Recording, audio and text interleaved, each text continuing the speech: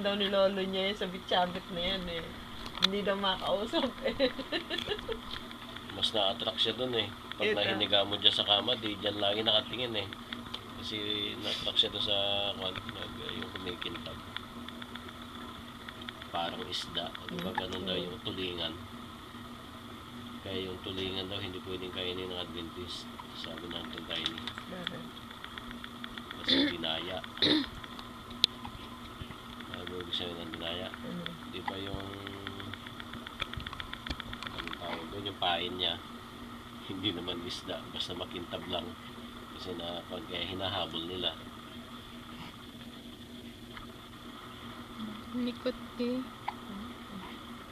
Eh kanina hindi pa siya nakakaligo eh. Akala ko tulog ka kanina. Ha? Pag tinanggal mo yung sa dede, gising na, oo.